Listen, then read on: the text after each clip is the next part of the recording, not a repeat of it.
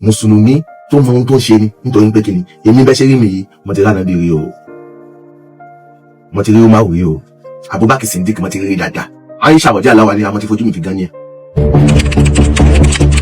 fún mi wípé ohun tá à ń pè ní Islam àkọ́kọ́ náà, gbogbo àwọn ẹni tí ń pe Islam lẹ́sìn àwọn gbọ́dọ̀ pe Islam lẹ́sìn mọ́ o, nítorí pé kì í ṣẹ̀sìn.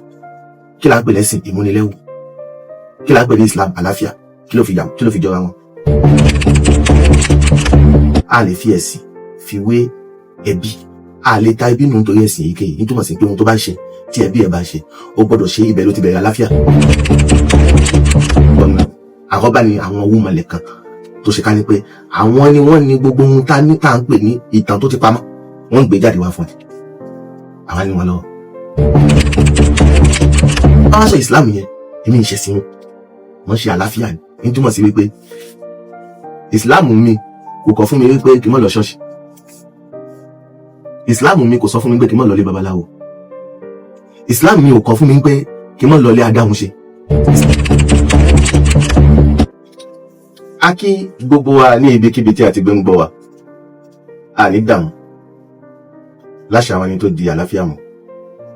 Lónìí mo fẹ́ wá fún bàbá mi yìí lésì, orúkọ wọn ni ọmọ Alákétu, orúkọ dáadáa ni o, kódà orúkọ àwọn alágbára ni, nítorí wípé ìtumọ̀ rẹ̀ ni wípé ike yìí tú ó dèwọ̀, kò sẹ́ni tí wọ́n rí di ike kò ṣe é ṣe.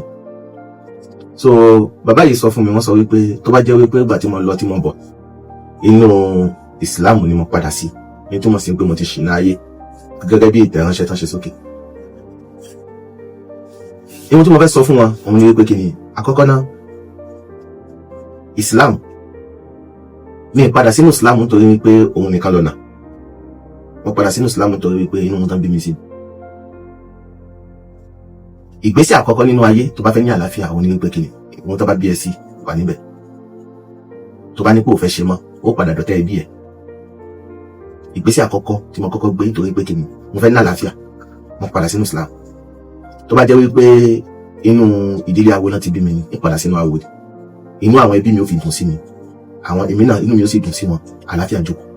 Nítorí wípé ohun tá ń pè ní alájọbí kàbí àjọbí kàbí ìjóbí kàbí ẹbí, kódà ó ní agbára ju ohun tá ń pè ní ẹ̀sìn.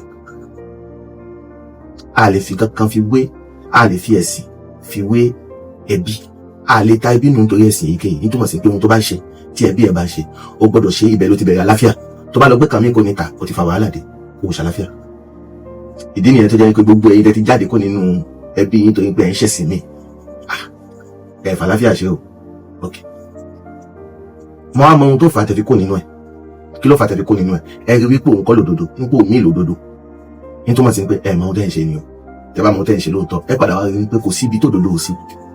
Ohun tó bá ti jókòó tó ti ní àlàáfíà, tẹ́ rí wípé inú ẹ̀ ni wọ́n bí yín sí, ẹ gbọ́dọ̀ mọ̀ wípé tí òdodo kan ò bá sí nínú ẹ̀ kò lè dúró títí tó wà bí yín sínú ẹ̀. Okay. Lẹ́yìn yẹn mo gbọ́dọ̀ sọ fún yín wípé ohun tá ń pè ní Islam àkọ́kọ́ náà, gbogbo àwọn ẹni tí ń pe Islam lẹ́sìn àwọn gbọ́dọ̀ pe Islam lẹ́sìn mọ́ o, nítorí pé kì í ṣẹ̀sìn. Kí la ń pè lẹ́sìn? Ìmúnilẹ́wù. Kí la ń pè ní Islam? Àlàáfíà. Kí ló fi jọra wọn? Bẹ́ẹ̀ ni àwọn ẹnìkan máa sọ wípé Islam díìnì ni wọ́n wí o, kí ń jẹ́ àdé